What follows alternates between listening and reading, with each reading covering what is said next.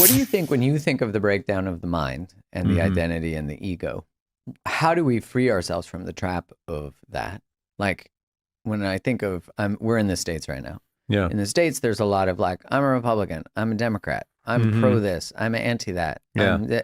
And those often are archetypes that swim together. Yeah. Right? Like if you're one of the other things, you must be all the others. Yeah. What a How do we duality. navigate that and like free our mind in that space? Just by fundamentally recognizing none of it's true. You know, somebody was recently with what's been transpiring in between, you know, Israel and Palestine, and obviously huge amounts of exacerbated forms of this hostility, division, right, wrong, all of it, right? Right. You know, a few people have commented on why I haven't talked about it. And because to me, it becomes a moot conversation, because if you're in the conversation, then you have to, quote unquote, seem to be on one side or the other, right? There's no resolution there. The only resolution of any of this animosity, hostility, division, and war is to reconcile and get beyond both, right? Right.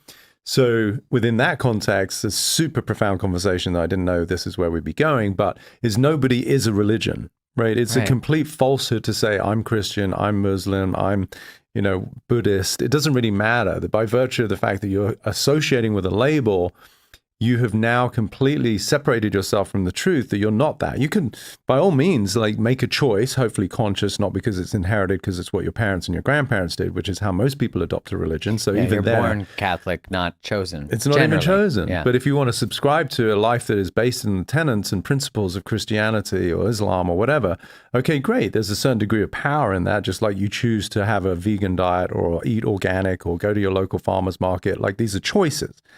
But the absolute insanity and the pure ignorance, and by that I mean the word of not knowing, like it's a complete blind spot, of thinking that you are a particular religion is what gives rise to then the differentiation. Extremism.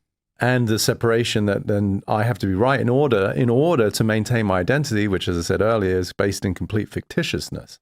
So I have to sustain the ideology that I think I'm associated with is actually the me that I am for myself.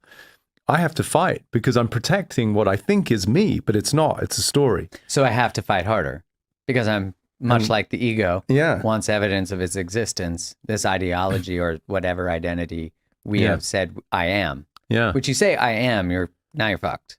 You Whatever's can't not after be that. it. Yeah. When you say I am, fill in the blank, right? It's not a... It's a falsehood, regardless. Even if you say I'm amazing, right, which may itself give rise to a slightly better sense of self-worth, and you might be more productive in the workplace. You may get more, you know, value in the way that you generate revenue. But it's not a truth. There's obviously a much more nicer way to live than I am worthless, you know, which again is what a lot of people can associate with.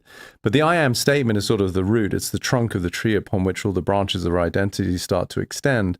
And so until such time that you sort of trim the tree and recognize that I've become misidentified with all of these statements about myself, many of which have been inherited or in fact that I overheard, assumed to be my own, still my choice, even though it was my dad that said that or my mom or whatever. That's where freedom, you know, to answer your question earlier of how do we get beyond that, is just to really investigate the validity of these statements I have about myself and fundamentally recognize that none of them are inherently true. Yeah, I think it's something we all need to embrace. Yeah, that's why I have my mastermind. Yeah, right. To be able to free some people, to show them the lenses. And you have you're writing a book too right now, right? I am. I've been writing it for about 15 years. So I'm chugging along it's at a masterpiece in the making. Yeah.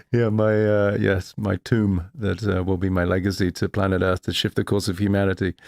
Yes, it's coming along though. And your mastermind, how long? I've done your mastermind before. You have. How many weeks is it now? Has it changed? It's still 12. It's 3 months. So we meet every 2 weeks for basically almost a full day. It's 4 hours. It's over 24 hours of content. So yeah. I know, and you do a lot of live coaching in that. Yes. Which is earth-shattering. It's so good. It's so fun. It's so fun because it's like the pieces that people get to put together, and I really enjoy that aspect of my work too. Is like if people have things just click, and it's like yeah. You know, man, I've been my own resistance this whole time.